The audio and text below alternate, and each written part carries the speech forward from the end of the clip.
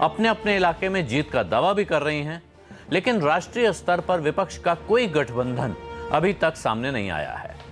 मोदी को हराने के लिए विपक्षी पार्टियां बेरोजगारी, भ्रष्टाचार और गांव किसान के मुद्दों पर जोर दे रही हैं, जबकि बीजेपी मोदी सरकार की परफॉर्मेंस और मोदी फैक्टर पर दांव लगाने के साथ साथ विपक्ष के महागठबंधन को महामिलावट बताकर बदनाम करने में भी लगी है। लेकिन राजनीति है, कुछ भी हो सकता है, यानी पिक्चर अभी बाकी है।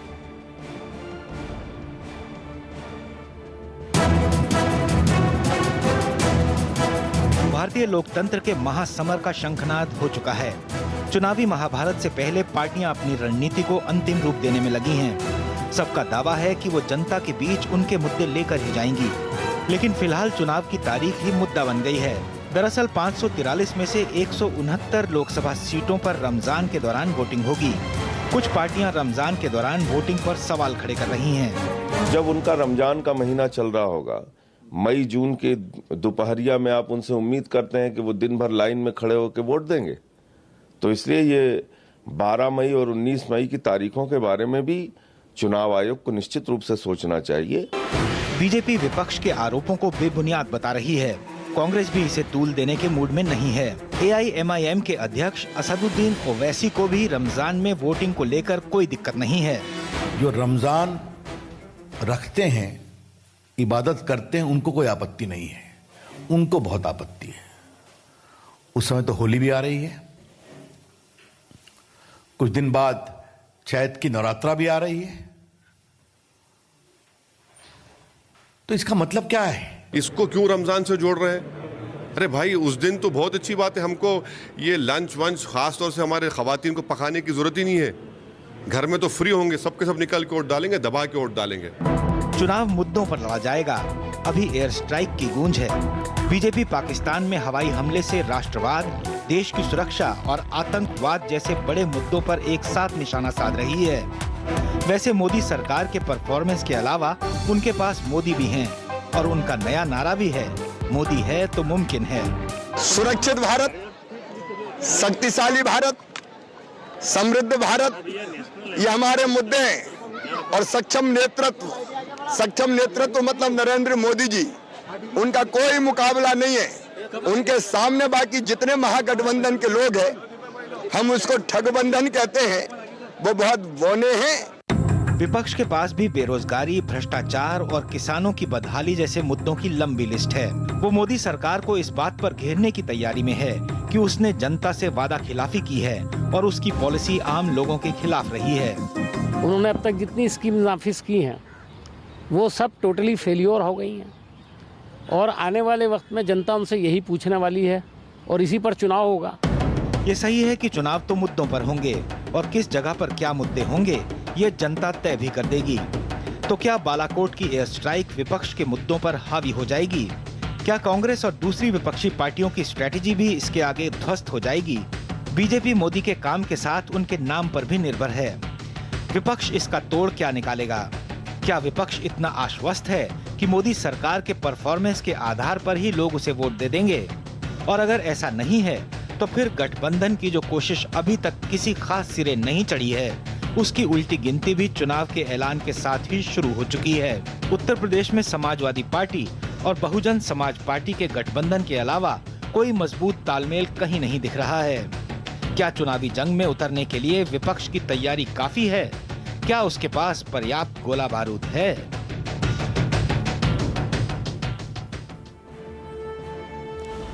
चुनाव है, अनेक तरह के सवाल हैं, लेकिन आज जो सवाल हम आपसे पूछ रहे हैं वो ये है कि क्या इस चुनाव में एयर स्ट्राइक के आगे बाकी मुद्दे पीछे छूट जाएंगे? आप हमारे ट्विटर हैंडल @CNBC_आवाज पर जाकर अपनी राय दे सकते हैं। और अब मेहमानों से आपका परिचय करवा दूं। आज की इस बड़ी चर्चा में हमारे साथ हैं कांग्रेस पार्टी के प्रवक्ता आलोक शर्मा, भारतीय जनता पार्टी के प्रवक्ता नरेंद्र तनेजा, समाजवादी पार्टी की प्रवक्ता जूही सिंह, जनता दल यूनाइटेड के प्रवक्ता राजीव रंजन, इसके अलावा वरिष्ठ पत्रकार रशीद किदवई और हर्षवर्धन त्रिपाठी भी इस चर्चा में हमारे साथ शामिल हो रहे हैं। आप सबको मैं याद दिला दूं कि शुरुआती टिप्पणी के लिए 1.5 मिनट का समय तय है। अपनी बातचीत उसी वक्त के भीतर खत्म करेंगे तो बातचीत तरीके से आगे बढ़ेगी, और एक दूसरे को टोके नहीं। अगर आप लोग ज़्यादा टोका टाकी करेंगे तो मजबूरन मुझे माइक बंद करना पड़ता है, उसके लिए मैं एडवांस में माफ़ी चाहता हूँ। शुरुआत में हर्षवर्धन आपसे करना चाहता हूँ, रशीद किदवई और आपसे, उसके बाद हम पार्टी प्रवक्ताओं के पास चलेंगे। आज की तारीख में क्या दिख रहा है इस वक्त जब चुनाव का ऐलान हो गया है? सामने तस्वीर कितनी साफ है, या अभी तस्वीर में बहुत सारे रंग भरे जाने बाकी हैं? आलोक जी, चुनाव ऐसा है कि उसमें रंग तो अभी बहुत से भरे जाएंगे, लेकिन मुझे लगता है कि जो चुनाव की तिथियां आई हैं उसके पहले लगभग जो पिछले 3 महीने के घटनाक्रम हैं उसमें तस्वीर काफ़ी हद तक साफ हुई है, और उसमें उसकी वजहें बड़ी साफ हैं। उसकी वजहें बड़ी साफ ये हैं कि जिन जगहों पर लग रहा था कि भारतीय जनता पार्टी मुश्किल में पड़ेगी ऐसे गठजोड़ों से, वहाँ उसको कहीं न कहीं राहत मिल गई है। चाहे वो उत्तर प्रदेश हो, चाहे वो दिल्ली हो, चाहे वो बंगाल हो, चाहे उड़ीसा हो, चाहे मतलब इस तरह की जो चीज़ें हैं, अगर मैं ये उनकी तरफ से गिनाऊं जो विपक्ष की तरफ से, अगर हम ये कहें कि इनकी तरफ से क्या था, तो चाहे महाराष्ट्र हो, चाहे पंजाब हो, चाहे बिहार हो, तो इस तरह की जो चीज़ें बनी हैं, और उसमें आप तमिलनाडु को भी जोड़ सकते हैं। तो ये कुल मिलाकर अगर हम देखें तो एज मिलता हुआ, और उस एज के साथ एक जो सबसे बड़ी बात है कि जिसको हम कहते हैं कि सबसे बड़ा हथियार क्या है किसी भी जंग में, जब कहते हैं तो उसका हथियार सबसे बड़ा क्या है, तो नरेंद्र मोदी का सबसे बड़ा हथियार अभी भी कारगर है, काम कर रहा है। और जो विपक्ष जिन मुद्दों की बात करता है, जैसे जो किसान के मुद्दे हैं, रोजगार के मुद्दे हैं, जब हम कहते हैं कि इसका सॉल्यूशन क्या होगा, तो नरेंद्र मोदी अपने भाषणों में उसका सॉल्यूशन गिनाते हुए दिखते हैं। कितना उसका असर हुआ, कितनी चीजें जमीन पर उतरी, इस पर बहस होती रहेगी, लेकिन वो ये बताते हैं कि इसको लेकर और कोई सॉल्यूशन नहीं था। दूसरी सरकारों को भी यही मुश्किल रोजगार और फार्म डिस्ट्रेस के मुद्दे पर थी, हमने उसका ये समाधान निकाला है, जो मुझे लगता है कि लोगों को असर करता है। और इस एयर स्ट्राइक ने ये एक बात भी साबित कर दी कि मोदी इस मामले में भी सिर्फ बोलता नहीं है, करके दिखाता है। तो मुझे लगता है कि तस्वीर इस वजह से काफी साफ दिख रही है। ठीक है, रशीद किदवई साहब, आपको भी ये तस्वीर इतनी साफ दिख रही है जैसी हर्षवर्धन को दिख रही है?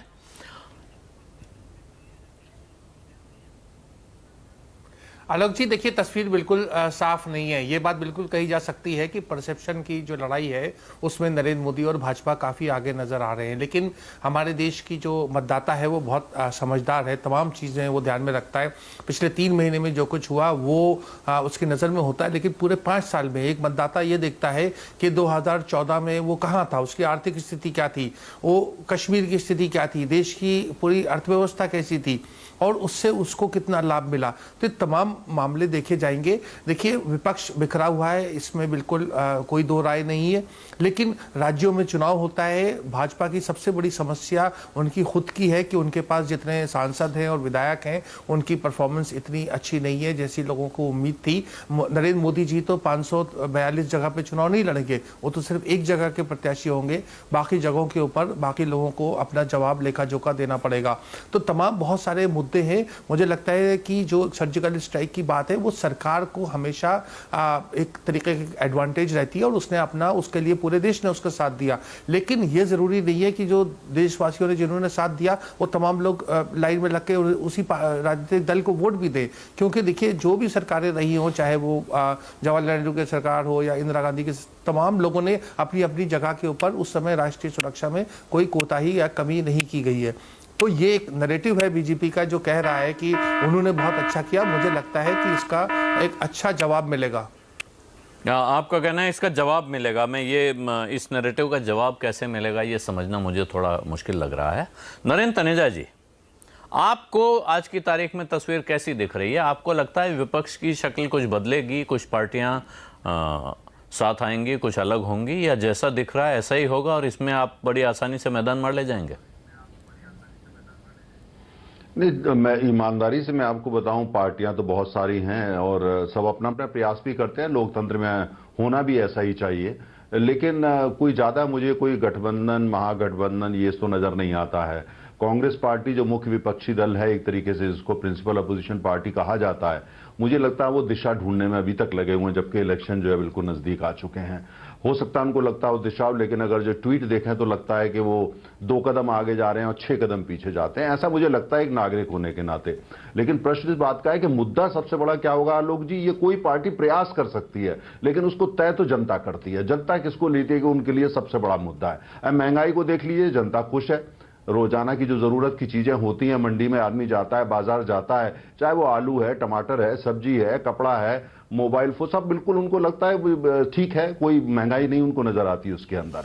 ठीक उसी तरीके से आप देख लीजिए, आप जाइए इधर उधर, लोगों को बिजली चाहिए, गैस चाहिए, किसान को जो है सिंचाई का साधन चाहिए वगैरह वगैरह, तो उस सब में भी कुल हो सकता है 100% खुश ना हो, लेकिन कुल मिलाकर उनको लगता है बहुत काम यहाँ पे हुआ है।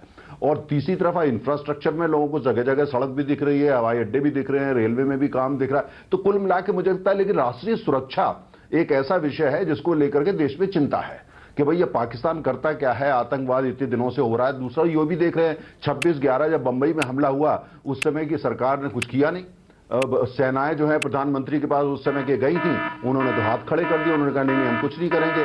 और जब पुलवामा हुआ तो जब सेनाएं जो हैं वो सरकार के पास आई, तो प्रधानमंत्री नरेंद्र मोदी ने कहा कि इनका ठोक करके इनको जवाब दीजिए, और ठोक करके जवाब दिया गया।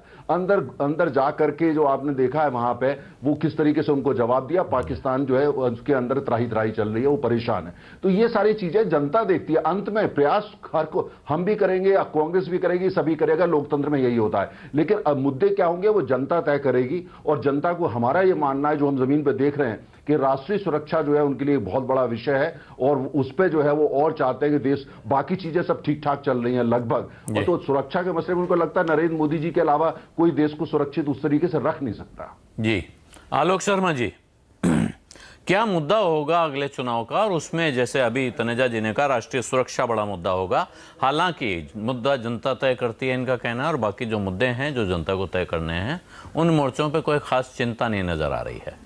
आपको भी ऐसा लग रहा है? और अगर राष्ट्रीय सुरक्षा बड़ा मुद्दा है तो क्या इसके आगे बाकी सारे मुद्दे ओवरशैडो हो जाएंगे?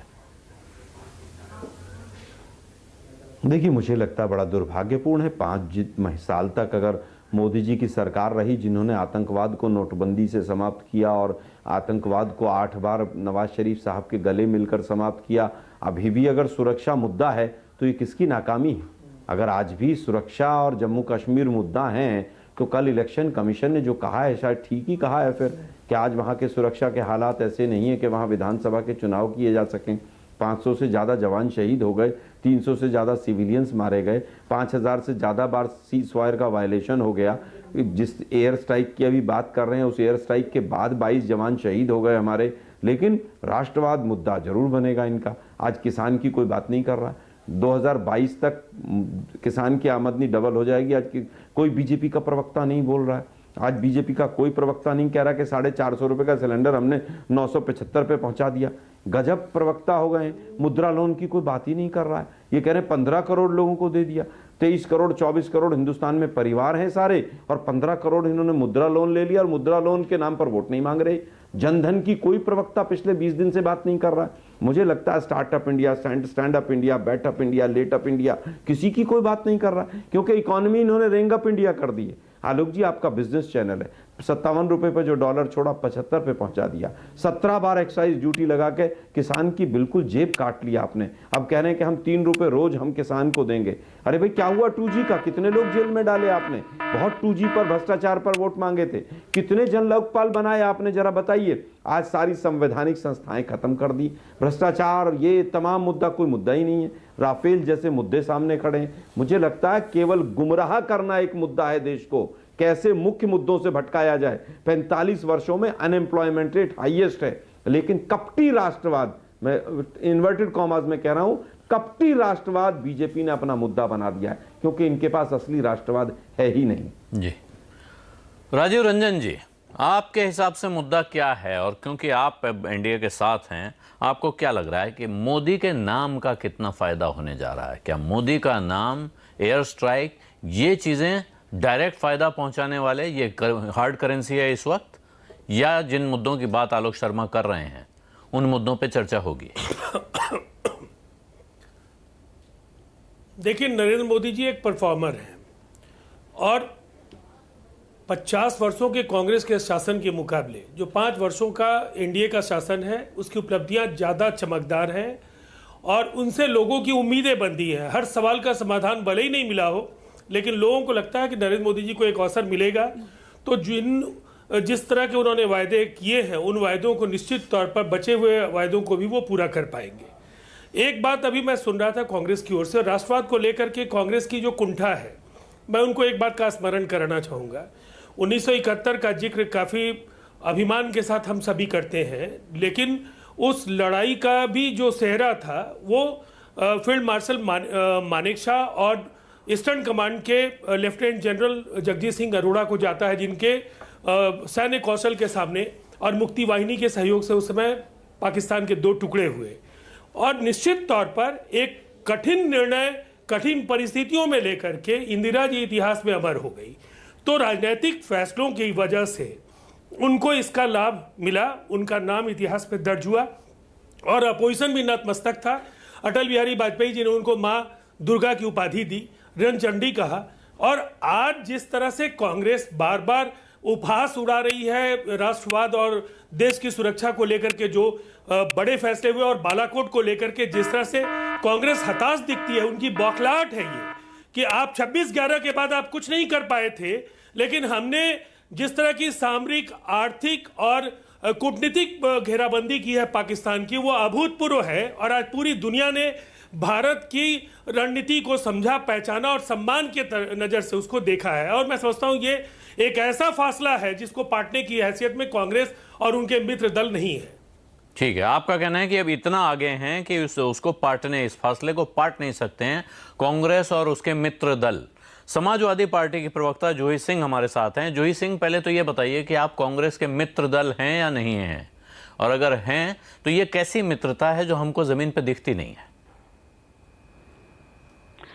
आलोक जी, समाजवादी पार्टी का अपना एक अस्तित्व है और आप बार बार पूछते हैं कि क्यों हम रोड मैप नहीं बनाते हैं। और प्रधानमंत्री अपने भाषणों में, चाहे वो 15 लाख रुपया हो, चाहे 2 करोड़ रोजगार हो, चाहे उन्होंने कहा हो मानक बदल के कि हम नेशनल हाईवे बना रहे हैं, चाहे टारगेट को कम करके कि हमने सब जगह बिजली पहुंचा दी, सब ये वायदे हैं जिन्होंने पूरे नहीं किए हैं। हम अपना काम बता देते हैं। एक्सप्रेसवे हमने बनाया, रोजगार सृजन करने के लिए एक्सप्रेसवे के दोनों तरफ हमने कृषि मंडियों का प्राविधान किया। ई-नाम मंडियां जो इन्होंने कहीं, वो तो अब कहीं है ही नहीं है, 4000 तक बनी है, वो भी ऑपरेशनल नहीं है। सैमसंग और HCL हम उत्तर प्रदेश में लाए जिससे रोजगार मिलता है। अमूल को हम उत्तर प्रदेश में लाए जिसे दुग्ध प्रोडक्शन में उत्तर प्रदेश सबसे ऊपर फर्स्ट पायदान में पहुंचा। साथ ही अगर आप देखें तो समाजवादी पेंशन 6000 रुपया प्रति वर्ष 55 लाख महिलाओं को हमने डायरेक्ट बेनिफिट ट्रांसफर, एक डायरेक्ट बेनिफिट को DBT बहुत कहा जाता है, ऑलरेडी पहुंचा दी। लैपटॉप वितरण भी किया, अन्य कार्य भी किए। तो कोई भी व्यक्ति, मेट्रो, लखनऊ में मेट्रो शुरू हो गई, 4 जगह प्राविधान है। हमने प्रधानमंत्री की तरह नहीं कहा कि हमने 50 एयरपोर्ट शुरू कर दिए, जबकि 4 एयरपोर्ट भी शुरू नहीं हुए। तो जब हर्षवर्धन जी कहते हैं कि वो बताते हैं अपना काम, और काम वो करने का एक रोड मैप बताते हैं और बताते हैं कैसे करेंगे, तो मैं भी ये कहना चाहती हूँ कि 14 साल में कृषि आय सबसे कम स्तर पे आज है। आज भी हमें किसान के साथ धोखा प्रधानमंत्री ने किया, किसान की आय दुगनी नहीं हुई, मिनिमम सपोर्ट प्राइस से नीचे हम बेच रहे हैं अपना। और राष्ट्रवाद ठीक है, भावुक है, बुद्धिमान है, लेकिन फिर भी फसल कटेगी तो बेचना तो पड़ेगा ना, हमें भी तो कृषि से अपनी आय को अर्जित करना है। तो ये भी मुद्दे रहेंगे। तस्वीर बड़ी है, सभी उसमें अपना रंग भरना चाहते हैं, हम अपनी तरह से उसको देखते हैं। ठीक है जूही जी, देखिए आपने एक बहुत इफेक्टिव प्रेजेंटेशन दिया कि समाजवादी पार्टी ने क्या क्या काम कर दिया और कैसे उसे वोट मिलना चाहिए, क्यों आपका समर्थन होना चाहिए। मैं दुर्भाग्य से अब उत्तर प्रदेश का वोटर नहीं हूं, लेकिन तो इसलिए मैं आपको वोट नहीं दे पाऊंगा। लेकिन जो सवाल मैं पूछ रहा हूं आज की तारीख में, वो ये नहीं है कि आपकी पार्टी को कितनी सीट मिलेंगी, कांग्रेस पार्टी को कितनी सीट मिलेंगी, या बहुजन समाज पार्टी को कितनी सीट मिलेंगी। सवाल यह है कि विपक्ष की जो पार्टियां एक दूसरे के मित्र दल हैं, ये एक दूसरे के साथ कब और कैसे खड़े होंगे कि ये एक दूसरे को भी कुछ फायदा पहुंचा पाएं। क्योंकि बार बार एक ही अंदाज में आप चुनाव लड़ेंगे और फिर कहेंगे कि इस बार नतीजा फर्क होगा, तो ये समझना जरा मुश्किल है। साथ मिलकर लड़ेंगे और नतीजा फर्क होगा तो समझ में आएगा, लेकिन फॉर्मेशन यही रहेगा, हम अलग अलग लड़ेंगे और बाद में मिलकर हम तय कर लेंगे हमारा नेता कौन होगा। वो तो आप तब तय करेंगे, फसल तब काटेंगे ना जब फसल बड़ी होगी। जब फसल आएगी नहीं तो कटेगा क्या? आलोक जी जो अलायंस इफेक्टिव है उत्तर प्रदेश में, उससे तो हम ऑलरेडी भारतीय जनता पार्टी को हरा चुके हैं, चाहे वो गोरखपुर हो, चाहे नूरपुर हो, कैराना हो, या इनके उप मुख्यमंत्री की सीट हो फूलपुर हो। तो मुझे लगता है कि एक विचारधारा का जिसको मैं कहूँ संगम है। बसपा और हम राष्ट्रीय लोकदल के साथ चुनाव लड़ रहे हैं, निषाद पार्टी उसमें सम्मिलित है। बाकी कांग्रेस की प्रेजेंटेशन बेहतर है कि आलोक जी बता पाएंगे, जो जहां पर इफेक्टिव है। हम उत्तर प्रदेश में एक मजबूत पार्टी है और मजबूती से भारतीय जनता पार्टी को हराएंगे। उत्तर प्रदेश ने जिताया है, उत्तर प्रदेश ही हराएगा। ठीक है, आप सिर्फ उत्तर प्रदेश की तस्वीर देख रही हैं। आलोक शर्मा जी, कांग्रेस के बारे में बाकी पार्टियां बार बार कहती हैं कि कांग्रेस विपक्ष की सबसे बड़ी, सबसे मजबूत पार्टी है, उससे बाकी लोगों के साथ दयानतदारी दिखानी चाहिए। मैं बचपन का मुझे किस्सा याद आ जाता है, जो हमको वो 5 लकड़ियों वाली कहानी सुनाई जाती थी कि 5 लकड़ियां एक साथ बांध दीजिए तो वो टूटती नहीं हैं, और अगर अलग अलग कर दीजिए तो टूट जाती हैं। हमको विपक्ष में वो गट्ठर बंधा हुआ क्यों नहीं दिखता है? अगर विपक्ष में इतना संकल्प है, मोदी सरकार से सब इतने नाराज हैं, ये मानते हैं कि जनता भी नाराज है, तो फिर उस नाराजगी को एक जगह, एक गठरी में जमा करने की बड़ी साफ कोशिश क्यों नहीं दिख रही है? देखिए, मैं समझता हूं कोशिश की जा रही है और कोशिश आगे भी जारी रहेगी। माननीय राहुल गांधी जी ने भी कहा कि टैक्टिकल अलायंस डिफरेंट स्टेट्स में होगा। यूपीए, अभी आपने दिल्ली में 7 सीटों का ऐलान कर दिया, यूपी में भी आप 60-65 सीटों पर लड़ने जाएंगे कम से कम। दिल्ली की जहां तक बात है, ये वही केजरीवाल हैं जिन्होंने 2015 में लिखा था for PM Narendra Modi, for CM Arvind Kejriwal. ये वही अरविंद केजरीवाल हैं जो रोज कांग्रेस को भ्रष्टाचार के बैग लेके सड़कों पे घूमते थे। ये वही केजरीवाल हैं जो केवल वहां चुनाव लड़ते हैं जहां कांग्रेस की सरकार आनी हो, जहां बीजेपी की सरकार आनी हो वहां नहीं लड़ते हैं। यूपी नहीं लड़े, उत्तराखंड नहीं लड़े, हिमाचल नहीं लड़े, हरियाणा नहीं लड़े, बिहार नहीं लड़े, झारखंड नहीं लड़े। कहाँ लड़ते हैं? गोवा, राजस्थान, मध्य प्रदेश, गुजरात, जहां जहां कांग्रेस की सरकार आनी होती है। बीजेपी से पता नहीं कौन सा पैक्ट है इनका। जहां तक बात है कि हमारे 5 नए साथी जुड़े हैं और बीजेपी के कम हुए हैं। बीजेपी के अगर जेडीयू जुड़ा है तो जेडीयू के सामने बीजेपी ने घुटने टेक दिए। 2 सीटों वाली जेडीयू को 16 सीटें दे दी हैं वहां पर। बिहार का पूर्ण राज्य का दर्जा तो पहले ही था, शायद विशेष राज्य का भी दे दिया होगा। अभी जेडीयू के प्रवक्ता महोदय कह रहे थे परफॉर्मर है, परफॉर्मर तो है ही। नोटबंदी जैसा महाघोटाला कर दिया, राफेल जैसा महाघोटाला कर दिया, 3 रुपए का प्लेटफॉर्म टिकट 20 रुपए पे पहुंचा दिया, 17 बार 18 बार एक्साइज ड्यूटी लगाकर कड़वी दवाई के नाम पर मोटे मोटे भैंस के इंजेक्शन लगा दिए। परफॉर्मर तो है ही वो। सीबीआई के रात को 2 बजे दफ्तर को दिल्ली पुलिस से घेरवा दिया, सुप्रीम कोर्ट के जज पार्क में आके बैठ के कह रहे हैं हमें बचाओ, तो परफॉर्मर तो है ही। 2G पे जिन लोगों को हमने जेल में डाला उन लोगों को सबको बरी कर दिया, कोलगेट में सबको बरी कर दिया, परफॉर्मर तो है ही। लेकिन दुर्भाग्य है कि बीजेपी का प्रवक्ता अपनी किसी योजना की नाम नहीं ले रहा है। आज एक ऐसा नकली राष्ट्रवाद का पूरा मुलम्मा चढ़ा दिया है देश पर। और कुछ, मैं आपकी बात नहीं करता हूं, कुछ चैनल भी जो है वो पूरी तरह से ढपली बजा रहे हैं। आज अनएम्प्लॉयमेंट की बात नहीं करते। 45 साल में लोएस्ट अनएम्प्लॉयमेंट है। स्किल डेवलपमेंट के मंत्रालय बंद होने के कगार पर है इनके आज। लेकिन कोई मुद्रा लोन की बात नहीं कर रहा, कोई किसी स्कीम की बात नहीं कर रहा है। मुझे लगता है किसान को 3 रुपए रोज देकर आप कह रहे हैं कि सब कुछ कर लिया। कोई प्रवक्ता नहीं कह रहा कि 2022 में डबल हो जाएगी। बोलो ना, मांगो वोट, किसान आपको जवाब देगा। अनएम्प्लॉयमेंट के आंकड़े नहीं है। एलईडी बल्ब कितने लगे देश में, वो मोदी जी भाषणों में बता रहे हैं। देश का दुर्भाग्य है, देश को गुमराह करने वाली सरकार थी, जा रही है, चली जाएगी। गठबंधन मजबूत होंगे, देश की जनता मजबूत है, चिंतन और मनन से वोट डालेगी और इनको हटाएगी, उखाड़कर फेंक देगी इनको इस बार। तो आप लोगों का कहना है कि ये सरकार जा रही है, हमने, और तनेजा जी इसका जवाब देना चाहते हैं, लेकिन उससे पहले जरा पब्लिक की बात सुन लें। हमने लोगों से ये पूछा, क्या चुनाव में एयर स्ट्राइक के आगे बाकी मुद्दे पीछे छूट जाएंगे? आइए देख लेते हैं क्या कह रहे हैं। नहीं, वो तो मुद्दा है ही, वो तो मोदी सरकार ने अच्छा काम किया है, लेकिन उसके अलावा भी जो मोदी सरकार ने काम किए हैं उनको भी देखते हुए कि जो चीज़ें अच्छी हुई हैं, गरीबों के लिए जो अच्छा काम हुए हैं, उन चीज़ों को भी मद्देनजर रखा जाएगा। आगे जो नोटबंदी वगैरह हुआ है और भी कई चीज़ें ऐसी हैं जो प्रॉब्लम क्रिएट करी हैं, उसको देखते हुए पब्लिक आगे बढ़ेगी। जो लोगों में एक नेशनलिज्म वाली फीलिंग आ गई है ना, तो वो सारे मुद्दे हटा के बस केवल एक मुद्दा रह गया मार्केट में, और उसका फ़ायदा बीजेपी को लोकसभा चुनाव में ज़रूर मिलेगा। सबसे बड़ा तो नहीं, लेकिन हाँ, चूँकि ये अभी इमीडिएट का चीज़ है, अभी जो सिचुएशन आई है उस सिचुएशन में जो बीजेपी का जो दिखा है उसका प्रभाव हमारे वोटर्स पे जरूर आ सकता है। ऐसे मुद्दे हाईलाइट ज़रूर किए जाते हैं इलेक्शन के टाइम पे, बट मैं ऐसा नहीं मानता हूँ, क्योंकि बाकी चीज़ों को जब जनता जाती है वोट देने के लिए तो इन चीज़ों को वो ध्यान में रखती है, जो पब्लिक के लिए इस बार क्या किया। हेयर का जो इशू है वो अभी पीछे छूट गया। पब्लिक को अभी क्या चाहिए? विकास, डेवलपमेंट, जो चीज़ के मुद्दे, बाकी मुद्दे इंपॉर्टेंट है, उसको बीच में लाके ये चीज़, बाकी चीज़ को छुपाया नहीं जा सकता है। तो जनता के पास जाने से कन्फ्यूजन का कोई हल नहीं हो रहा है। वहाँ सब अलग अलग तरह की राय दे रहे हैं और इससे सुन के हम किसी नतीजे पर नहीं पहुँच पा रहे हैं। तनेजा साहब, आप जवाब देना चाहते हैं, और क्या अब की इसमें आपको दिख रहा है कि ये मुद्दे अपने आप उभर आएंगे, जनता के सामने निकल आएंगे, या पार्टियों का दायित्व तो बनता है कि वो जिन मुद्दों को मुद्दा समझती हैं उन्हें सामने लेकर आएं? देखिए आलोक जी, मैंने जैसे पहले कहा कि प्रयास कर सकते हैं, हम भी प्रयास कर रहे हैं, या लेकिन जनता को जो मुद्दे बड़े दिखते हैं वो अपने निकाल करके लाते हैं, और वही मुद्दे होते हैं असली। राजनीतिक दल कोई भी उसमें हम भी शामिल हैं।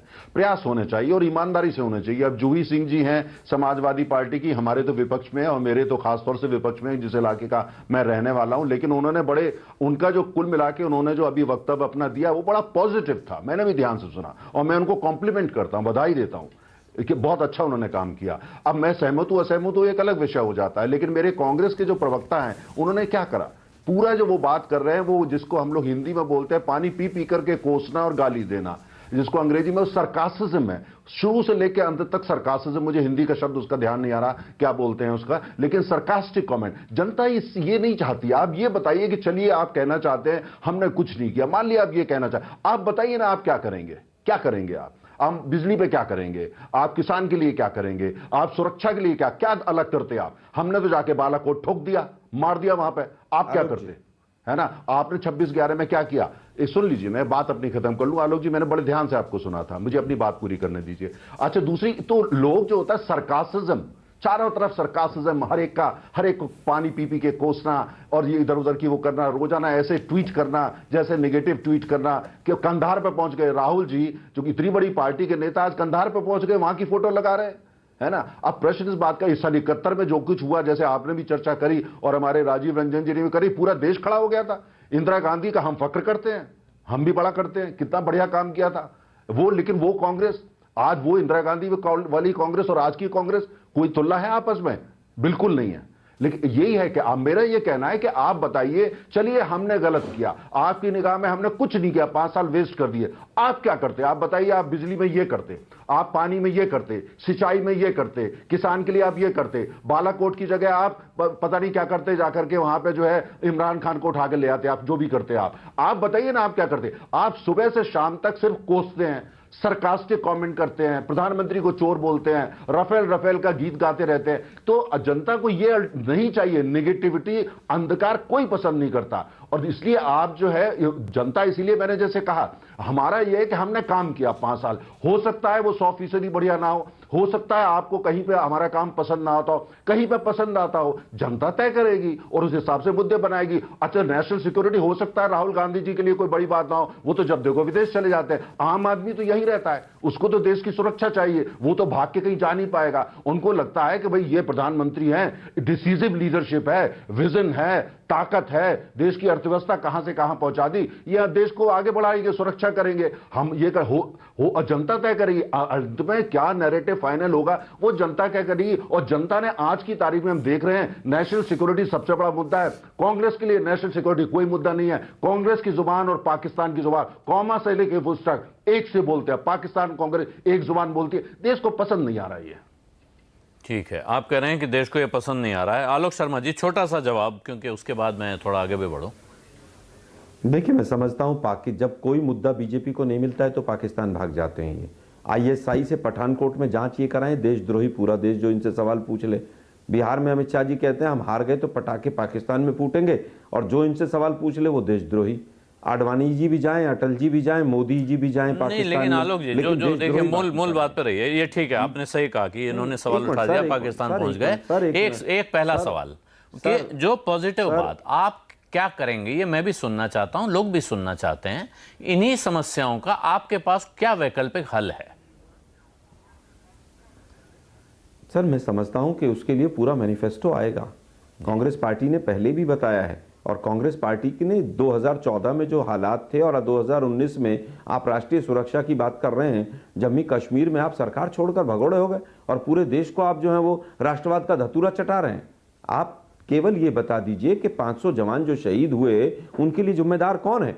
जीडीपी हमारी जीडीपी जो है ग्रॉस डोमेस्टिक प्रोडक्ट वो 2.5% 3% गिर गया 5 साल में। विकास बहुत हो रहा है, लेकिन अनएम्प्लॉयमेंट जो है, अनएम्प्लॉयमेंट इतना लार्ज स्केल पर बढ़ रहा है, लेकिन विकास बहुत हो रहा है साहब। अरे साहब ये किसान का विकास हो रहा है, महाराष्ट्र में आत्महत्या की दर डबल हो गई, लेकिन साहब विकास बहुत हो रहा है।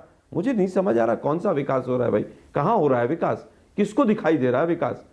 3% जीडीपी गिर जाती है, अनएम्प्लॉयमेंट हाईएस्ट है 40 साल की, एग्रीकल्चर ग्रोथ रेट नेगेटिव में जा रही है, एग्रीकल्चर इन्फ्लेशन नेगेटिव में है, लेकिन विकास बहुत हो रहा है। केवल आप पाकिस्तान को बीच में लाकर वोट ले सकते हैं, इसके आगे कुछ नहीं कर सकते। मोदी जी साहब की तुलना आप इंदिरा जी से करते हैं। हम तो कह रहे हैं 2 टुकड़े कर दीजिए ना पाकिस्तान के। हम मोदी जी को हनुमान जी भी कहेंगे, शिव जी भी कहेंगे, और जो कहेंगे वो भी कहेंगे हम, लेकिन इंदिरा जी से तुलना मत कीजिए। एक व्यक्ति जो केवल झूठ बोल रहा है तमाम मुद्दों पर, और एक व्यक्ति जिसने देश को संभाला हो, कंपेयर मत कीजिए। कंपेयर करने का कोई तो वो नहीं, आधार नहीं है। हम तो पूछ रहे हैं, अगर आपने इतना काम किया, 8,000 करोड़ रुपया मोदी जी ने अपनी प्रसिद्धि पे लगा दिया, 6 अखबार के पेज मोदी जी से भरे हुए हैं। अगर काम किया है तो प्रचार करने की आवश्यकता कहां है? और ये पैसा कहां से आ रहा है? क्या नोटबंदी का माल दबा हुआ है क्या बीजेपी के पास? जरा बताए। बीजेपी बार बार कांग्रेस को कोसना मोदी जी की प्रवृत्ति बन गई। आप कहते हैं नेगेटिविटी है कांग्रेस में। अरे भाई कांग्रेस ने तो देश के लिए 2 प्रधानमंत्री खो दिए, सीएम खो दिए। देश के प्रधानमंत्री विपक्ष में होते हुए भी और सत्ता में होते हुए अमेरिका में जाकर कहते हैं कि देश जो है सांप सपेलों का देश है। बोलने दीजिए एक घंटा। नेगेटिविटी हमारे अंदर ढूंढते हैं आलोक जी। आप अरे भाई ये हमारा मैनिफेस्टो भी आएगा, सब कुछ आएगा। नहीं ठीक है, आपका मैनिफेस्टो आएगा, आप ठीक कह रहे हैं। मैं एक बार आलोक जी इनसे पूछे ना 4.5 लाख में किसने पहुंचाई? नहीं मैं इनसे पूछता हूँ अभी सर, इनसे पूछूंगा। उससे पहले मैं जरा एक बार हर्षवर्धन, 10,500 गाँव में वर्ष बिजली हमने पहुंचाई। इनकी स्पीड 4,500 की है, लेकिन भाषण फुल है, बाकी सब बुल है। हर्षवर्धन, जो तनेजा जी कह रहे हैं कि भाई मेरा समय भी इनको दे दीजिए, उनको लगता है कि ये बात सुनने से उनका फायदा हो रहा है। मेरा एक दूसरा सवाल है और इसमें मैं थोड़ा वो सहमत हूँ। आजकल हुआ है क्या कि हर पार्टी को ये चिंता हो रही है कहीं ऐसा ना हो कि हमें राष्ट्रद्रोही कह दिया जाए, इसलिए पाकिस्तान के खिलाफ कुछ ना कुछ जरूर बोल दो। हमें एक जिम्मेदार इंसान के तौर पे अपने पड़ोसी देश के 2 टुकड़े होने की बात क्यों सोचनी चाहिए? क्या पाकिस्तान हमारा ऐसा दुश्मन है कि हमें उसके 2 टुकड़े 4 टुकड़े कर देंगे तो हमें कोई फायदा होगा? क्या इस तरह के नैरेटिव चुनाव में लाने से हम चुनाव को अच्छी तरफ ले जा रहे हैं या खराब तरफ ले जाते हैं? जो भी ला रहा है, आज जैसे एक मुद्दा उठ गया, चुनाव की तारीखों के आने के साथ ही बवाल खड़ा हो गया कि साहब रमजान के महीने में 2 तारीखें ऐसी हैं जिन पर वोट पड़ रहे हैं। कुछ उसके पक्ष में, कुछ उसके विपक्ष में बयान भी आ रहे हैं, लेकिन इस तरह का मुद्दा उठना ही क्यों चाहिए? और ये उठना किस चीज़ को डिनोट कर रहा है? जो मैं बार बार कह रहा हूं कि बेरोजगारी बड़ा सवाल है, किसान की बेहाली बड़ा सवाल है। वो बड़ा सवाल बनाने के बजाय इस तरह के मुद्दों को बड़ा सवाल कौन बना रहा है? आलोक जी, चूंकि आलोक शर्मा जी ने कहा कि इंदिरा गांधी और नरेंद्र मोदी की तुलना नहीं होनी चाहिए, और वो कांग्रेस के ज़्यादातर प्रवक्ता इस पर नाराज हो जाते हैं कि नरेंद्र मोदी से तुलना क्यों हो। और चूंकि आपने जो सवाल पूछा उसमें मैं 2 लाइनें बताता हूं और उसके बाद इसको जोड़ूंगा तो शायद संदर्भ समझ में आएगा। आजकल की दुनिया एक बदलती हुई दुनिया है। अगर हमें अपनी आज़ादी कायम रखनी है, अगर हमें प्रगति करनी है, तो बहुत तेजी से हमको भी अपने देश में परिवर्तन लाना है, दूसरे देशों का मुकाबला करना है। अनेक प्रकार के मुकाबले होते हैं, युद्ध, लड़ाई, उसमें भी हमको उनका सामना करना है। और उसके बाद तकनीक में, उत्पादन में, खेलकूद में कोई क्षेत्र नहीं है जिसमें हमें दुनिया से मुकाबला नहीं करना है, जिसमें हमें कोशिश नहीं करनी है कि जितना भी अच्छा काम हुआ उससे दोगुना और चौगुना अच्छा काम हो। अब अगर ये अभी हम लोग सुनेंगे तो शायद सारे के सारे लोगों को लग रहा होगा कि ये नरेंद्र मोदी के किसी रैली के किसी भाषण का मैं अंश प्रस्तुत कर रहा हूं, लेकिन ये 1971 में तत्कालीन प्रधानमंत्री श्रीमती इंदिरा गांधी के भाषण का एक अंश है। और ये मैं इसलिए लेके आया कि चूंकि जब चुनाव का वक्त आ गया, तारीख तो मैं थोड़ा सा पढ़ने लगा कि 1967 283 सीटें इंदिरा गांधी, सी राजगोपालाचारी स्वतंत्रता पार्टी 44 सीटें। 1971 68 से 71 वो दौर था जब पाकिस्तान दो हिस्सों में जा रहा था और उसको तोड़ा नहीं गया था। आपने जो सवाल कहा वो बहुत ठीक है कि पड़ोसी देश टूटे वो मुद्दा कैसे हो सकता है, उस पर हम क्यों खुश होते हैं, वो राजनीति क्यों होती। पाकिस्तान जब बना वहां जो मूल थे, जो ताकतवर थे, जिनके पास सब कुछ था, वो बंगाली, वो वहां की राजनीति में कमजोर हो गए और शेख मुजीबुर रहमान उन्होंने आंदोलन चलाया। 68 में उनके ऊपर पाकिस्तान ने यह आरोप लगाया कि भारत की प्रधानमंत्री इंदिरा गांधी के साथ मिलकर वो देश तोड़ने की कोशिश कर रहे हैं। और वो लहर थी कि जिन इंदिरा गांधी की एक तरह से कहें कि वो मूल कांग्रेस रह नहीं गई थी, असली कांग्रेस बहुत कम सीटें पाई थी, 352 सीटें इंदिरा गांधी को मिल गई। ये दरअसल एक राष्ट्रवाद का उभार बनता है, जिसको हम माने या ना माने, वो इस वजह से बनता है कि पाकिस्तान जिन वजहों से बना, क्या हम उन वजहों पर राजनीति करते दिखते हैं। और शायद इसीलिए तनेजा जी चालाकी कर रहे थे, मैं उसको चालाकी ही कहूंगा, कि वो चाहते हैं, नरेंद्र मोदी चाहते हैं कि कांग्रेस और विपक्ष इस नैरेटिव पर बात करे, क्योंकि इसका लाभ जो भी सत्ता में मजबूती से रहेगा, तब कांग्रेस थी, इंदिरा गांधी थी, उनको फायदा मिला था। आज नरेंद्र मोदी हैं, भारतीय जनता पार्टी है, उनको फायदा मिल रहा है। देश सबके हाथ में सुरक्षित है, लेकिन जहां एक्शन होता दिखता है वहां होता है। और दूसरी जो चीज जो आपने कहा, मुद्दे तो आज भी किसान है, नौजवान है, महिलाएं हैं, बेरोजगारी है, अर्थव्यवस्था है, लेकिन सबसे बड़ा सवाल यही है कि ये जो चीजें थी का समाधान देश ने जो खोजने की कोशिश की, खास करके उदारीकरण के बाद, वो वही था जो नरसिंहा राव की सरकार ने किया, जिसको मनमोहन सिंह ने पॉलिसी में डाला, जिसको 2008 के बाद सोनिया गांधी ने अपने समाजवाद से गड़बड़ कर दिया, वरना वही आगे चल रहा था, उसी को अटल बिहारी वाजपेयी ने कंटिन्यू किया। और मैं फिर से जोर देकर कह रहा हूं, उसी को मजबूती के साथ ब्रांड बनाकर मोदी लूट ले गए और कांग्रेस आज परेशान है कि इसका समाधान क्या हो सकता है। जी रशीद किदवई साहब, जो हर्षवर्धन कह रहे हैं इसके हिसाब से समाधान अलग अलग नहीं है, समाधान तो समस्या का एक ही है ऐसा। और ये हमारी राजनीति में हम देख रहे हैं, खास तौर पे आर्थिक मुद्दों पर पिछले 20-25 साल से, कि सभी के विचार एक हैं। कम्युनिस्टों को छोड़ दीजिए, कुछ उनके समर्थक पार्टियों को छोड़ दीजिए, मोटे तौर पर इकोनॉमिक पॉलिसीज में एका है, वो कंटिन्यूटी में चलती हैं। बीच में जैसे इन्होंने कहा, अभी सोनिया जी का समाजवाद आ गया, इस वजह से शायद वो थोड़ा, लेकिन अदरवाइज डॉक्टर मनमोहन सिंह ही वो प्रधानमंत्री थे जिन्होंने वित्त मंत्री रहते हुए आर्थिक सुधार लागू किए थे। तो अगर वहाँ कंटिन्यूटी है, वहाँ एक विचार है, तो समाधान एक क्यों नहीं है, और वो समाधान सब मिलकर लागू क्यों नहीं कर पाते हैं। वो इतना बड़ा मुद्दा क्यों नहीं बनता है कि सब साथ बैठें, कहें भाई इस मामले को निपटा लेते हैं बैठकर, और बाकी पॉलिटिक्स कर लेंगे। देश की राजनीति में ऐसे मुद्दे हैं जिन पर हमारे बीच में मतभेद है, उस पर चुनाव हो जाएगा, और जिन पर हमारा एका है उस पर हम सारी पार्टियां एक साथ बैठ जाएं और तय कर लें, फिर वो मुद्दा कैसे रह जाएगा। जी बिल्कुल आलोक जी, ये आपके सुझाव बहुत अच्छा है, लेकिन राजनीतिक दल देखिए इस पे बिल्कुल यकीन नहीं रखते हैं। वो कहते कुछ है करते कुछ है। हम पूरे देश का अगर तमाम चुनाव देखें, हमेशा चुनाव जो है वो नेगेटिव कैंपेन के ऊपर होते हैं। आज भाजपा को बहुत अखर रहा है कि आज कांग्रेस या विपक्ष जो है तरह तरह की बातें उठा रहा है, लेकिन पूरा विपक्ष का इतिहास देखिए, पूरा का पूरा उनका हमेशा नेगेटिव कैंपेन के ऊपर आधारित रहा, चाहे वो इंदिरा गांधी का समय हो या राजीव गांधी का समय हो, जवाहरलाल नेहरू का समय हो। 71 का उल्लेख किया गया। थोड़ा बहुत तथ्यों की हम जानकारी करें कि चुनाव कब हुए, लड़ाई कब हुई, उसका क्या इम्पैक्ट हुआ, ये तमाम चीज़ें समझने की है।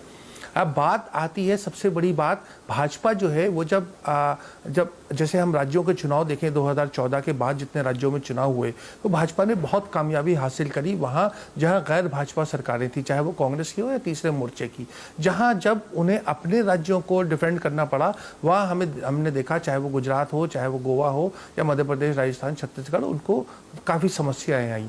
हम हमारी जब 2019 की चुनाव की बात करते हैं, सबसे बड़ी समस्या भाजपा के मुझे अड़चन नजर आ रही है वो खुद उनकी पार्टी है कि जो अपना किला मजबूत करने, मतलब अपने जितने एमपीज हैं या जो उनके विधायक हैं उनको जो जनता के बीच में जो एक तरीके का अपना लेखा जोखा देना पड़ेगा, उसमें समस्या आएगी। जो सी वोटर के सुबह नजर आता है, अगर एयर स्ट्राइक मुद्दा होता तो पंजाब में सी वोटर का एक आकलन है 12 सीटें पंजाब में कैसे कांग्रेस को मिल रही हैं, उत्तर प्रदेश में कैसे गठबंधन को 47 सीटों का अनुमान वो लगा रहे हैं। तो तमाम चीजें हैं, भाजपा को इसको गंभीरता से लेना चाहिए।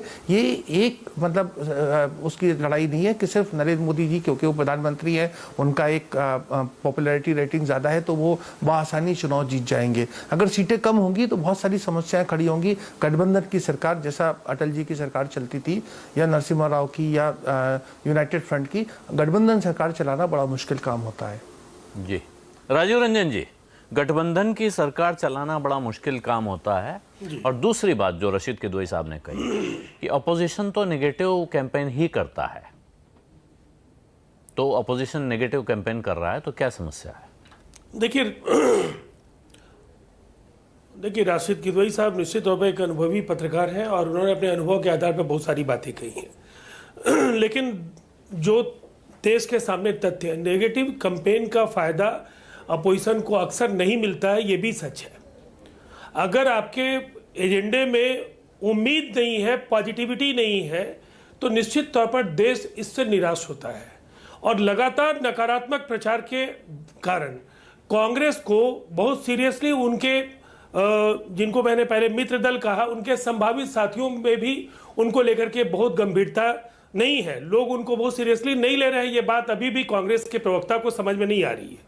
और ये जिस तरह की बातें कह रहे हैं, मैं एक बात कह रहा हूं, ये राष्ट्रीय सुरक्षा को लेकर के बहुत सारी बातें कह चुके हैं। दो चीजें, बहुत छोटी चीजें हुई है। 1,85,000 बुलेट प्रूफ जैकेट्स भारतीय सेना के जवानों को दिए गए और अभी अमेठी में एक करार हुआ 7,50,000 असॉल्ट राइफल्स को बनाए जाने के लिए। अब देखिए इन दो चीजों के निहितार्थ को भी समझिए। एक तरफ सीएजी ये कह रही थी कि देश में असॉल्ट राइफल्स की कमी है, कार्बाइंस की कमी है, सब ये मैरीन सबमरीन्स की कमी है, मैरीटाइम की कमी है, स्पेस डोमेन को लेकर के उन्होंने तर्क टिप्पणियां की, वायुसेना 200 विमानों की कमी बता रही थी। लेकिन कांग्रेस कर क्या रही थी ये भी देश को बताना होगा। और इन छोटी छोटी चीजों से लोगों के अंदर कांग्रेस को लेकर के गहरी नाराजगी है। सुरक्षा को लेकर के जितना लापरवाह और उदासीनता आपने बढ़ती है, वो कहीं ना कहीं आप देश की जनता के मूड को आप भांप नहीं पा रहे हैं। और ऐसे समय में जब बड़े साहसिक फैसले हुए हैं, उन फैसलों को लेकर के कभी आप उनके ऊपर दूसरे तरह के आरोप लगाते हैं, ये हुआ नहीं हुआ, पूरी दुनिया मान रही है, आप उनको पेड़ गिराने की बात कहते हैं। तो मुझे लगता है कहीं ना कहीं जनभावनाओं को जो पार्टी नहीं समझती है तो उसका पतन तय होता है और आप उसी दिशा में जा रहे हैं। आपका अहंकार इस तरीके का है कि जिस पॉलिटिकल पार्टी के प्रवक्ता के साथ आप वर्षों के साथ डिबेट कर रहे हैं, उसका नाम आपको नहीं मालूम है, आप उसको उस पार्टी के नाम से आप बोलते हैं। तो मुझे लगता है ये कांग्रेस का चरित्र है। ये संघीय ढांचे में जो क्षेत्रीय दलों को लेकर के आपके अंदर का हिकारत का भाव है, वो आपके पतन का दूसरा बड़ा कारण है। लोग आपको बराबर ये मानते हैं कि आप बुझते हुए चिराग हैं, लेकिन आप अभी भी गलतफहमी के बड़े पैमाने पर आप शिकार हैं और इसीलिए आपको बचा पाना बहुत ही मुश्किल है। कोई संजीवनी बूटी ही आपका कुछ कल्याण कर सकती है, ऐसे तो कुछ आसान नहीं दिखता है। कांग्रेस पार्टी को लेकर इस तरह की भविष्यवाणियां पहली बार नहीं हुई हैं, बहुत पहले भी कई बार ऐसा हो चुका है कि कांग्रेस अब खत्म हो रही है, कांग्रेस में कुछ नहीं बचा है, ये कहा जाता रहा है। लेकिन क्या ये बात सही है? इस पे मैं आलोक शर्मा के पास जाऊं, उससे पहले मैं जूही सिंह के पास जाना चाहता हूं। जूही जी, आपने अभी एक जो अपने बात कही इससे पहले, उसमें आपने बहुत सारी अच्छी बातें की, नरेंद्र तनेजा ने भी आपकी तारीफ की कि आप बहुत पॉजिटिव बातें कर रही हैं। लेकिन कैंपेन अगर पॉजिटिव नहीं होता है, नेगेटिव होता है, तो क्या नेगेटिव कैंपेन से चुनाव जीता जाता है? क्या इस सरकार का विरोध करके चुनाव जीता जाएगा? और अगर वो जीता जाएगा तो आप सब कैसे जीतने की गारंटी कैसे देंगे? हमारा सवाल ये है कि मुद्दा क्या नरेंद्र मोदी के खिलाफ लोग नाराज हैं? क्या कोई ये मानने को तैयार है कि मोदी को हटाना चाहिए, इसलिए जहां जो खड़ा है उसको जिता दिया जाए? जैसी बात अभी राजीव रंजन जी ने कही, एयर स्ट्राइक के मसले पर, राष्ट्रीय सुरक्षा के मसले पर लोग दरअसल विपक्ष की सबसे बड़ी पार्टी से नाराज हैं। क्या ये बात सही नहीं है? आलोक जी, देखिए, हम तो ऐसी पार्टी पे आते हैं जिसपे जो हमारे राष्ट्रीय अध्यक्ष है वो कहते हैं double the speed and triple the economy, और हमने करके भी दिखाया है। सारे जिला मुख्यालयों को हमने 4 लेन सड़कों से जोड़ा है। वैकल्पिक ऊर्जा के जो सारे प्लांट्स हैं उत्तर प्रदेश में वो समाजवादी पार्टी के समय में लगे हैं। लेकिन जो आपने कहा कि नकारात्मक एक प्रचार जो है उसको नकारात्मक क्यों समझा जाए? यदि हम सत्ता से और सरकार से प्रश्न पूछते हैं, जो सत्ता और सरकार में जब हम थे और भारतीय जनता पार्टी चुनाव लड़ रही थी तो उन्होंने भी प्रश्न पूछे। मुझे लगता है राजीव रंजन जी की एक तथ्य को मैं संशोधन कर दूंगी, क्योंकि जनता को सबसे बुरा लगता है जब उससे असत्य बोला जाता है। मैं नहीं कहती कि सारी सरकारें सारे वायदे पूरे कर देगी, लेकिन जैसे आपने बताया कि अमेठी में जिस फैक्ट्री की आपने बात की उसमें स्मृति ईरानी ने बताया कि उसका तो ऑलरेडी शुरुआत हो चुका था 2007 में। तो ऐसी छोटी चीजों में क्यों पड़ना? राष्ट्रीय सुरक्षा क्यों नहीं, बिल्कुल मसला है। आर्थिक सुरक्षा भी मसला है, सामाजिक न्याय भी मसला है, और इस पर सरकार से प्रश्न तो आएंगे ही, क्योंकि आपकी 5 साल की सत्ता आ चुकी है। और भारतीय जनता पार्टी क्योंकि जब आई थी सत्ता में तो एक नकारात्मक प्रचार से आई थी, और मैं कहूंगी कि बहुत सारे ऐसे वायदे, यदि आप शिक्षा मित्रों को ले लें, मैं उत्तर प्रदेश स्पेसिफिक बात जरूर करूंगी, लेकिन ये वायदे पूरे भारतवर्ष में लागू थे। 15 लाख, फिर आपने कहा कि हम बीएड टीईटी की समस्याओं को सॉल्व कर देंगे, हम रोजगार दे देंगे, हम किसान की आय दुगनी कर देंगे, फिर आपने फॉर्मूला बदल दिया। तो जनता ये सब समझती है, आंकड़े बताना उससे काम नहीं चलेगा। अगर आप बात करेंगे कि हमने मुद्रा लोन दे दिए, तो फिर यह प्रश्न भी जनता पूछेगी कि कितने मुद्रा लोन दिए और उससे कितने रोजगारों का सृजन हुआ, इसके डेटा आप रिलीज करिए। आप बेरोजगारी के डेटा रिलीज कीजिए। आलोक जी, आप बेहतर जानते हैं, बहुत सारे फर्स्ट टाइम वोटर्स हैं, और फर्स्ट टाइम वोटर्स ना हमको मानते हैं ना भारतीय जनता पार्टी को मानते हैं। वो तर्क करेंगे और वो तथ्यों पर हमसे प्रश्न करेंगे, चाहे उनसे हो। जैसा आपने हमसे कहा कि हम क्या करेंगे, तो मैंने अपना रोड मैप बता दिया। लेकिन हाँ, एक भावुक देश है भारत, और भावना का इसमें एक बहुत बड़ा रोल है, और मुझे लगता है कि बैलेंस करना जानता है, क्योंकि अल्टीमेटली मुद्दे वही बनेंगे जैसे तनेजा जी ने कहा, जो जनता चाहेगी और उसी पर वोट पड़ेगा। और हम चाहते हैं, अपना दायित्व हम निभा रहे हैं, जैसे आप अपना दायित्व इतनी बेहतरीन तरीके से निभा रहे हैं कि हम सबको अपनी बात मुद्दों पर करने दे रहे हैं, तो हम अपना दायित्व जरूर निभाएंगे। आलोक जी जी, तनेजा जी, जो अभी जूही सिंह कह रही हैं, और वो सवाल हमारे मन में भी है कि ये बहुत बड़ा एक इस समय एक कष्ट हो गया है कि कोई सवाल पूछो तो आप राष्ट्रद्रोही हो जाते हैं। जिसने सवाल पूछा और वो सवाल कहीं किसी तरह अगर राष्ट्रीय सुरक्षा से जुड़ा हुआ है तो सीधे आदमी का सामान पैक करके उसको पाकिस्तान भेजने की तैयारी हो जाती है। सवाल कैसे नहीं पूछे जाएंगे और कड़े से कड़ा सवाल क्यों नहीं पूछा जाएगा अगर हम दुनिया का सबसे बड़ा लोकतंत्र हैं तो? आलोक जी, देखिए, अगर कोई विपक्षी दल का नेता है, जूही जी हैं या आलोक जी हैं, और देश की सुरक्षा को लेके जो दल सत्ता में है वो कोई चूक रहा है, गलती कर रहा है, और उससे आप सवाल नहीं पूछेंगे तो अपना धर्म नहीं निभा रहे हैं।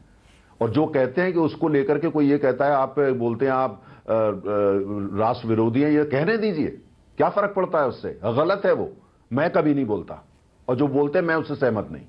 इस तरह की बात विपक्षी दलों के लिए, विपक्ष के नेताओं के लिए, विपक्ष के प्रवक्ता के लिए करना गलत है, गैर संवैधानिक है, और ऐसा बिल्कुल नहीं होना चाहिए। अगर कोई बोलता है आपको नहीं स्वीकार करना चाहिए, चाहे वो कोई भी बोले। मैं तो कभी नहीं बोलता, गलत है, वो लोकतंत्र के खिलाफ है। मेरा जहां तक प्रश्न है, अधिकार है, बल्कि नहीं पूछेंगे तो आप अपना धर्म नहीं निभा रहे। लेकिन आप ये नहीं मानते हैं तनेजा जी कि आप अपनी पार्टी में या पार्टी के साथ जुड़े हुए संगठनों के लोगों के बीच एक माइनॉरिटी वॉइस हैं? जैसा आप कह रहे हैं, ऐसा कहने वालों की संख्या कम होती जा रही है। नहीं, देखिए, मैं भारतीय पहले हूं, डेमोक्रेट पहले हूं, वो जरूरी है। कोई भी अगर राजनीतिक दल या उसका प्रवक्ता हमारे किसी काम को लेकर सवाल पूछता है, अगर वो सवाल जो है वो अपना धर्म निभा रहा है तो उसका वो धर्म है, हम उसका सम्मान करते हैं, और होना चाहिए। जो सम्मान नहीं करता वो गलत है, बिल्कुल गलत है। ये लोकतंत्र के खिलाफ है, संविधान के खिलाफ है। इस तरह से लोकतंत्र नहीं चलता। बिल्कुल हक है, पूछिए, और जरूर पूछिए, बल्कि नहीं पूछिए तो मैं कहूंगा आप पूछिए। ये किसी को अधिकार नहीं है ये बोले एंटी नेशनल देने का संविधान में कोई प्रोविजन नहीं है, संविधान में नहीं है तनेजा जी, लेकिन नैरेटिव बन गया है। आपकी पार्टी के लोग हैं, यहां तक कि मंत्री हैं जो इस तरह की बातें करते हैं सवाल पूछने वालों के। आलोक जी, इस तरह की संस्कृति लोकतंत्र के लिए अच्छी नहीं, चाहे वो कोई भी करता हो। देश पहले आता है ना, लोकतंत्र पहले आता है। प्रश्न ये है कि देखिए, कोई भी होता है, अब जैसे मान लिया, एक सेकंड मैं बात खत्म कर लूं, मेरा ये कहना था, आलोक जी ने इंदिरा गांधी की बात करी। देखिए, इंदिरा गांधी के जो कद का नेता हो जाता है वो राजनीति किसी राजनीतिक दल की मोनोपोली नहीं हो सकता। महात्मा गांधी कोई कांग्रेस की मोनोपोली नहीं हो सकते। इंदिरा जी ने जो काम किया वो ऐसा काम था जो सब हटके काम इन्होंने किया, सब उनका सम्मान करते हैं। अगर उनको मोनोपोलाइज कोई करना चाहे, मुझे गलत है। अब इंदिरा गांधी की तुलना आप किससे कर सकते हैं? क्या राहुल गांधी जी से कर सकते हैं? नहीं कर सकते। वो एक लीग ही अलग थी, वो लीग अलग थी। कितना अच्छा, इसलिए जो उनको एक दूसरे मंच पे हम लोग रखते हैं, सब लोग रखते हैं, हर एक कोई रखता है, देश का हर नागरिक रखता है। प्रश्न ये है कि अब प्रश्न जो छोटे छोटे होते हैं कि भाई जब 10 साल यूपीए 1 यूपीए 2, ये बात तो सही है। सीजी की रिपोर्ट देखिए, मीडिया की रिपोर्ट देखिए, तमाम खबरें आती थी, हम भी पढ़ते थे। फौज कह रही है उनके पास एम्यूनिशन ही नहीं है, गोला बारूद ही नहीं है।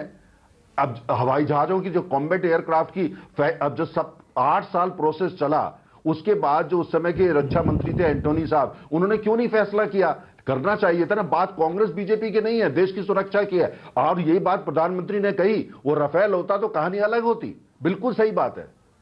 अब प्रश्न, आप उसको कहो आप हमारा विरोध कर रहे हैं। अरे विरोध नहीं कर रहे साहब, आईना दिखा रहे हैं। आईना दिखा रहा हर राजनीतिक दल का काम है। और एक मैं आखिरी पॉइंट आपको जो कहना चाहूंगा वो ये, देखिए जो राष्ट्रीय सुरक्षा आज है, देश की जो सुरक्षा, उसको लेकर देश चिंतित है। आलोक जी, देश चिंतित है। देश चाहता है कि जो अभी CSIS बहुत बड़ा वर्ल्ड का थिंक टैंक है, उसने कहा है किस तरीके से पाकिस्तान सुनियोजित तरीके से 30 साल से भारत में आतंकवाद फैला रहा है। उसका जवाब क्यों नहीं दिया गया 26/11 के बाद? अब उसका जवाब दिया गया है तो उसका समर्थन करना चाहिए। हो क्या रहा है, मणिशंकर यार कुछ बोल रहे हैं, नवजोत सिंह सिद्धू कुछ बोल रहे हैं, दिग्विजय सिंह बोल रहे हैं, और भाषा वही है जो पाकिस्तान की। मैं कोई इसलिए नहीं कह रहा कि पाकिस्तान क्यों जाएंगे, आपका देश है। प्रश्न ये है कि वो भाषा मत बोलिए जिससे पाकिस्तान को फायदा होता है। आपको हमसे विरोध है, हमारे साथ बहस करिए, हमारे आप क्रिटिसिज्म करिए, वो भाषा मत बोलिए जो पाकिस्तान की। जब देश पे हमला हो रहा है आतंकवादी या वैसा, एक आवाज में खड़े हुई है। ये इंदिरा गांधी का मैसेज था। पर कांग्रेस आज इंदिरा गांधी को नहीं मानती, वो राहुल गांधी को मानती है। यही दुर्भाग्य है। ठीक है आलोक शर्मा जी, ये इससे जुड़े 2 सवाल हैं। देखिए, एक इनका कहना है कि राष्ट्रीय सुरक्षा के मुद्दे पर कांग्रेस से लोग नाराज हैं। ये अब सच्चाई हो या ये माहौल बना दिया गया हो, दोनों बातें हो सकती हैं। लेकिन ये नैरेटिव हो गया है कि साहब कांग्रेस ने लापरवाही बरती और मोदी सरकार ने बहुत अच्छा काम किया है। ये आपके लिए चिंता का विषय है? देखिए, बिल्कुल चिंता का विषय, देश के लिए चिंता का विषय है कि जिस तरह का माहौल नकली तरीके से बनाया गया है, ये पूरे देश के लिए चिंता का विषय। अगर इन्होंने अच्छा काम किया था तो 2014 के हालात आप जम्मू कश्मीर के देख लीजिए और आज के देख लीजिए। हालात अगर अच्छे हुए थे तो 3 साल में सरकार छोड़कर भगोड़े क्यों हो गए? अब मैं शुरू करता हूं नकारात्मक कैंपेन की बात करने की बात। आज बड़े बड़ी बात कहने के सबको साथ, देश को एक खड़ा होना चाहिए। मैं पूछना चाहता हूं, हम चूड़ियां लेके तो नहीं बैठा कोई भी प्रवक्ता? आप लोग तो चूड़ियां लेके बैठते थे देश के प्रधानमंत्री के लिए। हम लोगों ने खून के से सने पोस्टर तो लाल रंग के नहीं लगाए, fight for terror, vote for BJP. हमने ये तो नहीं कहा कि अंदर गोली चल रही थी और मोदी जी बाहर जाकर प्रेस कॉन्फ्रेंस कर रहे थे कि देश का प्रधानमंत्री बहुत कमजोर है। हमने नहीं किया, ना हम आगे करेंगे। अभी हमारे जेडीयू के प्रवक्ता, मेरे बड़े अच्छे मित्र हैं, वो कह रहे थे कि साहब नेगेटिव कैंपेन बीजेपी कांग्रेस कर रही है। जब आप हमारे साथ चुनाव लड़े थे तो मोदी साहब प्रधानमंत्री होने के बाद बिहार के लोगों का DNA टेस्ट करवाते घूम रहे थे। वो नेगेटिव कैंपेन नहीं था, पॉजिटिव था क्या? फिर उन्होंने दूसरा का बुलेट प्रूफ जैकेट।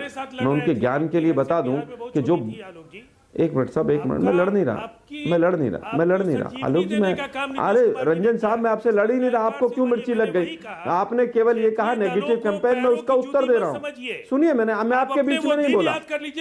मैं राजीव जी आपके किसी के बीच में नहीं बोला। आप बोलते रहिए, फिर मैं अपना वक्तव्य शुरू करूंगा। हमारे साथ थे, मैं शांत हो जाता हूँ, मैं चुप हो जाता हूँ। इसका फर्क आप जो कहना चाहते हैं वो हम भी समझते हैं। ठीक है राजीव जी, मान लीजिए क्योंकि समय कम है, इसलिए मैं, अरे भाई वो विषय नहीं है आज का। वो कौन किसके साथ था, एक वक्त कौन किसके साथ था, उनका कहना है कि आप आलोक जी को शांत कीजिए। देखिए आलोक जी, नहीं, मैं शांत कर दे रहा हूँ, समय भी नहीं है। अब आप अपनी बात संक्षेप में खत्म करें। मोदी साहब का एक नारा याद होगा बीजेपी वालों को भी, बाकी सबको भी, भाइयों बहनों मित्रों, मर जवान मर किसान। ये नारा पॉजिटिव था। पठानकोट में ISI जांच करने आए, उससे तो आर्मी का और सेना का पूरा मनोबल बढ़ रहा था। गुजरात का जब चुनाव था तो मोदी जी कहते थे, भाइयों बहनों मित्रों, मनमोहन सिंह ने पाकिस्तान से कनेक्शन छे। क्या हुआ उसका फिर? वो नेगेटिव नहीं तो पॉजिटिव कैंपेन था क्या? देश के पूर्व प्रधानमंत्री को आप कह रहे हैं पाकिस्तान से कनेक्शन है इनके, और चुनाव खत्म हो गया और सारे कनेक्शन खत्म हो गए। बार बार चीजों को नेगेटिव करके खड़ा करना। सीएजी की रिपोर्ट आ गई, नेगेटिव हो गया। अरे भाई 5 साल हो गए, मैं 30 सेकंड की मैं दूंगा, आ रहा हूं राजीव जी। कितने भ्रष्टाचारियों को जेल में डाल दिया आपने, कितने नए लोकपाल बना दिया आपने, बताएंगे जरा। जिनको 2G कोलगेट में हमने जेल में डाला, आपने बरी कर दिया उनको। लेकिन पूरा देश भ्रष्टाचार में है, कांग्रेस भ्रष्टाचार में है। मुझे लगता है कि देश की जनता की आंखें अब खुल रही हैं कि आप लोग कब तक देश को गुमराह करोगे। केवल झूठ का मुलम्मा चढ़ाकर 628 नाम दिए थे हमने स्विस बैंक में अकाउंट से। ठीक है आलोक जी, अब समय मेरे पास खत्म हो रहा है, तो मोदी साहब विदेशों में जाकर भी पीठ थपथपा रहे थे। 15 लाख रुपए आने से लेकर यहां तक जहां देश पहुंचा है। एक छोटा सा काउंटर नरेंद्र तनेजा से 30 सेकंड का, उसके बाद राजीव रंजन जी को भी एक 30 सेकंड देना है। मैं सिर्फ आलोक जी बहुत छोटी सी बात करना चाहता हूं। मेरे आलोक शर्मा जी से मैं अब बहुत अच्छे प्रवक्ता है अपनी पार्टी के होंगे, मैं सम्मान करता हूं क्योंकि एक बड़ी राष्ट्रीय दल के प्रवक्ता हैं। लेकिन देश के प्रधानमंत्री की आप नेशनल टेलीविजन पे आके प्राइम टाइम पे इतने बड़े चैनल पे मिमिक्री कर रहे हैं, उनकी आवाज की मिमिक्री। अरे देश के प्रधानमंत्री अगर इंदिरा जी को वहां पर समर स्थल पर सुन लीजिए आलोक जी प्लीज, अब समय नहीं है, इस समय लाभ नहीं। पूर्व प्रधानमंत्री शब्दों का इस्तेमाल करेंगे तो मैं समझता हूं मैंने जो किया। धैर्य रखिए, क्यों नहीं किया? धैर्य रखिए। अच्छा ठीक, मोदी साहब अरे सर एक बार आलोक जी प्लीज उनकी सुन लीजिए, क्योंकि अब समय नहीं है, फिर मुझे ऑडियो बंद करना पड़ेगा, माफ कीजिए। कि मैं भारतीय हूं। मुझे सुन लीजिए, सुनने का समय ये छोड़ते पहले। अच्छा देखिए, अब आप हाँ तनेजा जी अच्छा देखिए, आप मिमिक्री कर रहे हैं, आप जरा इनको आप समझाइए कितनी देश के प्रधानमंत्री का प्राइम टाइम में मिमिक्री कर रहे हैं। आप अपने पार्टी के प्रवक्ता होंगे, मैं आपका सम्मान करता हूं, लेकिन पार्टी का आप बहुत अहित करते हैं। इस तरीके से करना पार्टी का अहित होता है, ये पार्टी का हित नहीं होता है। ठीक है, अब मुझे तनेजा जी माफ कीजिएगा, आपको रोकना पड़ेगा क्योंकि अब राजीव रंजन को भी एक समय मुझे देना है 30 सेकंड का। राजीव जी देखिए, अभी इन्होंने कहा जूही जी ने कि मैंने तथ्यों को गलत तरीके से रखा है। स्मृति ईरानी जी ने क्या कहा ये मैंने नहीं सुना। मैं इतनी बात जानता हूं और ऑन रिकॉर्ड मैं आपको कह रहा हूं कि भारत और रूस के बीच ये करार है और ये तकनीकी सहयोग जो है वो रूस की ओर से मिलेगा और 7,50,000 असॉल्ट राइफल्स वहाँ बनेंगे। उन्होंने अगर कहा होगा तो इस संदर्भ में कहा होगा कि 2007 में ये फैक्ट्री बनी होगी, लेकिन उस फैक्ट्री में उत्पादन नहीं हुआ होगा, तभी ये व्यापारिक करार हुआ। ठीक है, ये एक तथ्य है, उस पर हम लोग जा नहीं पाएंगे इस समय। मेरे पास समय बिल्कुल खत्म हो गया है, अब मुझे यहाँ पे इसको रोकना पड़ेगा। इसमें इस मामले के तथ्य अलग अलग तरीके से रखे जा रहे हैं, लेकिन इस वक्त जो सवाल हमने पूछा, क्या एयर स्ट्राइक के आगे चुनाव में बाकी मुद्दे पीछे छूट जाएंगे? 61% लोग मानते हैं जवाब देने वालों में से कि हाँ ऐसा होगा। 39% को लगता है कि नहीं ऐसा नहीं होगा। बशीर बद्र की 4 लाइनें हैं। अभी राह में कई मोड़ हैं, कोई आएगा कोई जाएगा, तुम्हें जिसने दिल से भुला दिया उसे भूलने की दुआ करो। मुझे इश्तिहार सी लगती हैं ये मोहब्बतों की कहानियाँ, जो कहा नहीं वो सुना करो, जो सुना नहीं वो कहा करो। और कुछ इसी तरह की ये मोहब्बत की कहानी ही राजनीति पर भी बिल्कुल इसी तरह से फिट बैठती है। आवाज़ अड्डा में आज इतना ही। आप सभी मेहमानों का बहुत बहुत धन्यवाद, नमस्कार। और एक छोटा सा ब्रेक और उसके बाद चुनाव का ऐलान, क्या है देश का मूड, इसी विषय पे अमीश देवगन के साथ देखिए टक्कर।